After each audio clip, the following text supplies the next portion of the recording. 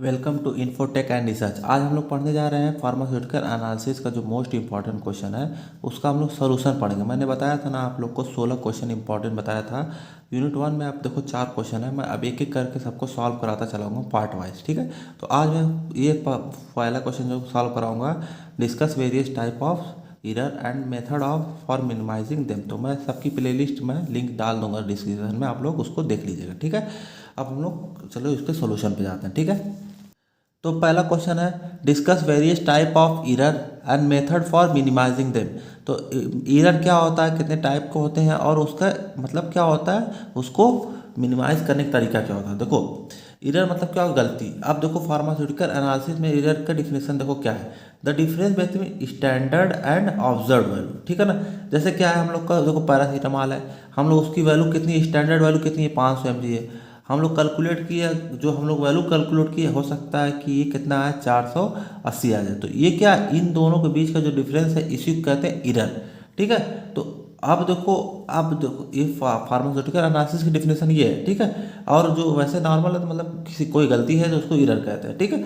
अब देखो पहले एरर आप लोगों को समझ आएगा क्या होता है, मतलब कि जो स्टैंडर्ड वैल्यू 500 mg होना चाहिए, आया कितना 480। तो ये क्या हो गया, ऑब्जर्व वैल्यू हो गई, ये क्या हो गया, स्टैंडर्ड वैल्यू हो गई, ठीक है। अब देखो it is impossible to completely eliminate an error, मतलब एरर को हम लोग कम्प्लीटली इलिमिनेट नहीं कर सकते, मतलब पूरा ख़त्म नहीं कर सकते हो। अगर कितना भी हम लोग करेंगे तो थोड़ा बहुत एरर रहेगा। तो हम लोग कितना एरर रह सकता है, कितना ज़्यादा हो गया तो उसमें प्रॉब्लम काज कर सकता है। अगर थोड़ा बहुत एरर है तो चल जाएगा, ठीक है।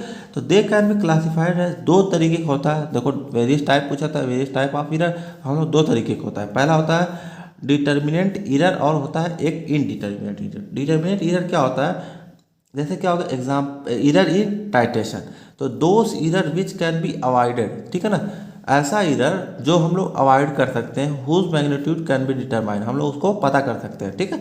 तो अब देखो पहला क्या है, ऑपरेशनल एरर या तो पर्सनल एरर। अब देखो क्या होगा, इसको हम लोग अवॉइड कर सकते हैं, ठीक है ना। अब हम किसी एक से गलती हो रही, हो सकता है जो स्किल्ड पर्सन उससे गलती ना हो। When a person is responsible for, responsible मतलब जो पर्सन है वो कर रहा वो रिस्पॉन्सिबल होगा। ये नहीं कि मतलब डिपेंड नहीं करे जो किस मेथड से कर रहा है उसके लिए नहीं, मेथड नहीं गलत होगा, जो पर्सन हो सकता है वो अगर वो सही से करेगा तो हो सकता है ये जो एरर आ रहा है वो कम हो जाए, ठीक है।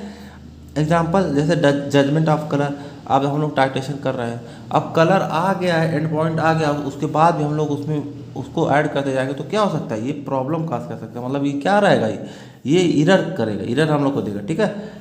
करंट एंड पॉइंट, जैसे एंड पॉइंट आ गया तब भी हम लोग उसको मिलाए जा रहे हैं तो क्या करेगा, ये हम लोग को एरर देगा, ठीक है। रॉन्ग रीडिंग, मतलब अगर हम लोग कोई वेट ले रहे हैं, वेट वेट बैलेंस है, ये हम लोग वेट ले रहे हैं इसके ऊपर, ठीक है। तो हो सकता है वेट ही हम लोग गलत ले, हमसे गलती हो सकती है, ये मशीन से गलती नहीं होगी, ठीक है। तो हो सकता इसके लिए हम लोग स्किल्ड पर्सन चाहिए, मतलब जो एक्सपीरियंस पर्सन जो कि पहले से ये सब किया हो, ठीक है। This either will vary from person to person. जैसे एक आदमी है, ठीक है, देखो क्या है, एक आदमी है, ठीक है ना। ये है कि ये क्या है, मतलब देखो दो आदमी, ठीक है।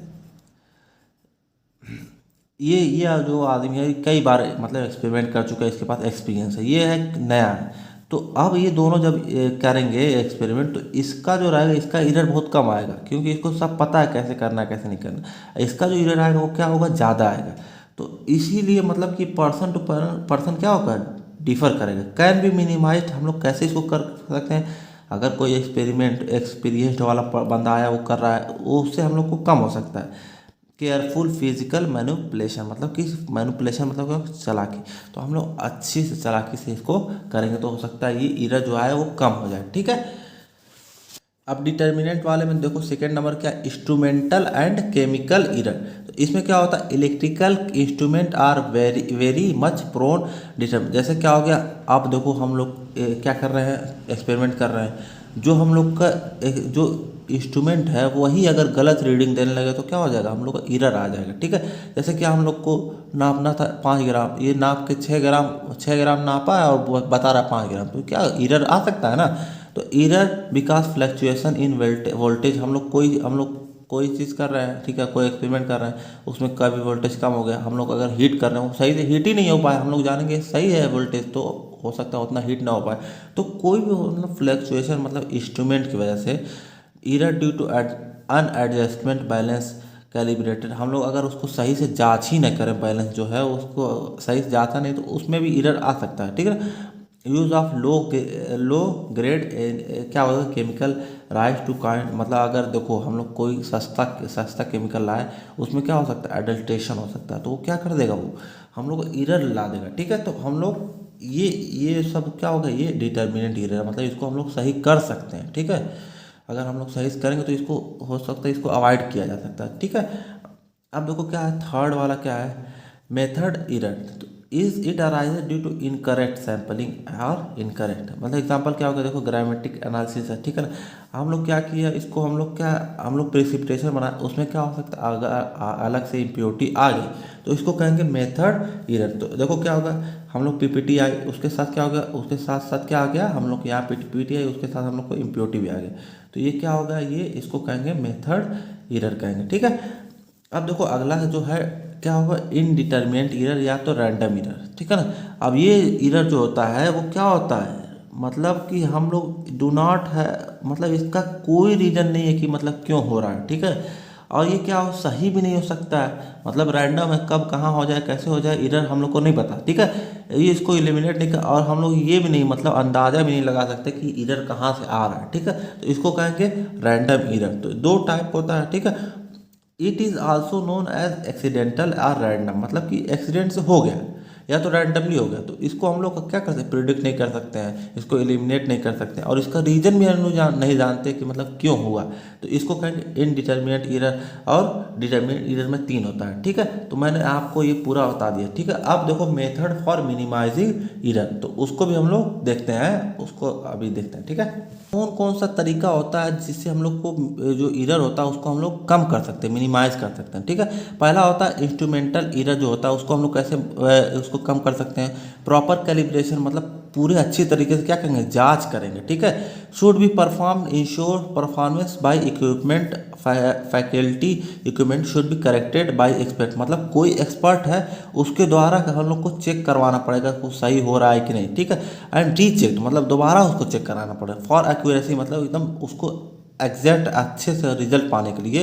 इफ़ परफॉर्मेंस, अगर हम लोग को जो परफॉर्मेंस होगा हम लोग उससे सेटिस्फाइड नहीं है, तो हम लोग क्या करेंगे, उसको दोबारा उसी चीज़ को करेंगे कि मतलब उसमें एरर ना आ सके, ठीक है। अब देखो क्या है, दूसरा एरर जो होता है पर्सनल एरर, तो हो सकता है कि मुझसे जो, अगर मुझे नहीं आ रहा है एक्सपेरिमेंट करना, तो मुझसे जो पर्सनल एरर होगा उसमें दिक्कत कर सकता है। तो हम लोग क्या कर सकते हैं, किसी जिसको उसको बुलाएंगे जिससे हम लोग, जिसका उसके पास एक्सपीरियंस हो, ठीक है। तो प्रॉपर केयरनेस करेंगे हम लोग, ऑब्जर्व, हम लोग सब चीज़ प्रॉपरली ऑब्जर्व करेंगे, तो ये क्या हो सकता है, पर्सनल एरर को भी हम लोग कम कर सकते हैं, सही कर सकते हैं, ठीक है।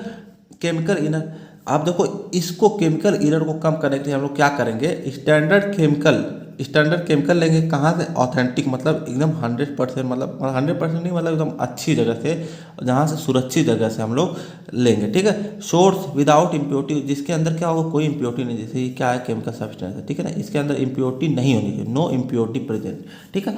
तो must be use for analysis, उसी को हम लोग इस्तेमाल करेंगे जो जिसके अंदर कोई इम्प्योरिटी ना हो। The quality of a chemical and reagent can be checked, हम लोग क्या करेंगे, हम लोग को पीरियाडिक, मतलब समय समय पर उसको हम लोग चेक करते रहेंगे कि उसकी क्वालिटी कैसी है, गाइडलाइन के हिसाब से, जैसे गाइडलाइन होती है चेक करने के लिए, उसके हिसाब से हम लोग उसको चेक करते रहेंगे, मतलब समय समय पर उसको चेक करेंगे, ठीक है।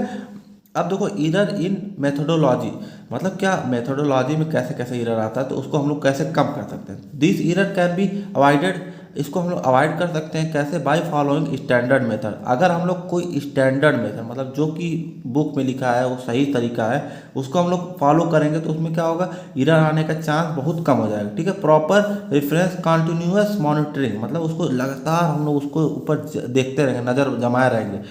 Of reaction by skilled person, किसके द्वारा, मतलब कि जो स्किल्ड है, मतलब उसको पूरे अच्छे से पता है, उसके द्वारा ये इसको उसके निगरानी में हम लोग करेंगे, ठीक है।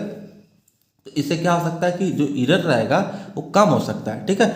अब देखो क्या है, पांचवा और आखिरी क्या है, इनडिटर्मिनेट एरर, इसको क्या कहें, indeterminate error are not predictable, ये क्या होता है, पहले ही मैं बताया था, ये प्रिडिक्टेबल नहीं होता है, तो entire procedure analysis should be carried out. अब ये कैसे, मतलब इसको, ये तो हम लोग पता नहीं, तो इसके लिए हम लोग क्या करेंगे, अच्छे वेल प्लान्ड मैनर में हम लोग क्या करेंगे, उसको करेंगे, ठीक है। Considering all factor and effect are, हम लोग ये मान के चलेंगे कि जो सब चीज़ हो रहा है वो सही से हो रहा है, ठीक है। तो ये हो गया जो, ये देखो क्वेश्चन आता है 7 नंबर में पूछेगा या तो 10 नंबर पूछेगा या तो 2 नंबर, ये काफ़ी इंपॉर्टेंट क्वेश्चन है। तो इसका मैं सोल्यूशन बता दिया हूँ, ठीक है। अब इसका जो अगला क्वेश्चन है, क्वेश्चन नंबर 2 यूनिट 1 का, उसको भी हम लोग अगले पार्ट में क्या करेंगे देखेंगे। तो थैंक्स फॉर वॉचिंग, ऐसे ही मुझे शेयर करते रहिए, ठीक है, और चैनल को सब्सक्राइब कर दीजिएगा।